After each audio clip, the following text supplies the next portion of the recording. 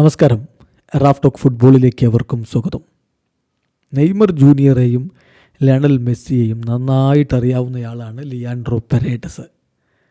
മെസ്സിക്കൊപ്പം ദേശീയ ടീമിൽ സഹതാരമായിരുന്നയാൾ PSG Neymar ജൂനിയറുടെ കട്ട ചങ്കായി കൂടെ ഉണ്ടായിരുന്നു.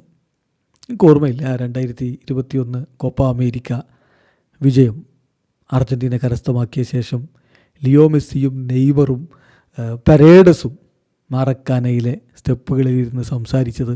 അവർ തമ്മിലുള്ള അടുപ്പം വളരെ വളരെ വ്യക്തമാണ്. അപ്പോൾ ഈ രണ്ടുപേരെയും നന്നായി അറിയാവുന്ന ലിയാൻഡ്രോ പെരേഡസ് മെസ്സിയെയും നെയ്മറെയും അവരുടെ കളിശൈലി വെച്ചൊന്ന് വിലയിരുത്തുന്നുണ്ട്. ലിയാൻഡ്രോ പെരേഡസ് പറയുന്നു, നെയ്മർ തീർച്ചയായിട്ടും അൺബിലീവബിളായിട്ടുള്ള ടാലൻ്റാണ്.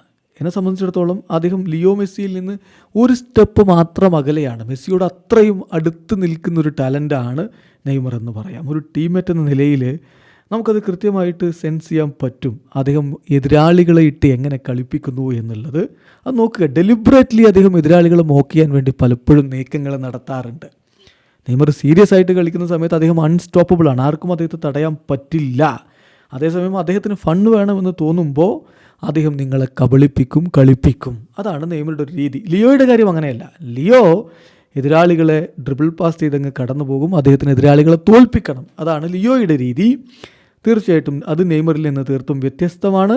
നെയ്മർക്ക് ഒരു പക്ഷേ എതിരാളികളെ വെച്ച് കൂടുതൽ ഫണ്ണാക്കണം എന്നുള്ളതാണ് നെയ്മറുടെ ഒരു ആറ്റിറ്റ്യൂഡ് എന്നുകൂടി കൃത്യമായിട്ട് പെരേഡസ് പറഞ്ഞു. ഇതാണ് വ്യത്യാസം. നെയ്മർ എതിരാളികളെ ഇട്ട് കളിപ്പിക്കും, കുരങ്ങ് കളിപ്പിക്കുക എന്നൊക്കെ നമ്മൾ പറയാറുണ്ടല്ലോ, അങ്ങനെ പ്രയോഗമില്ലേ?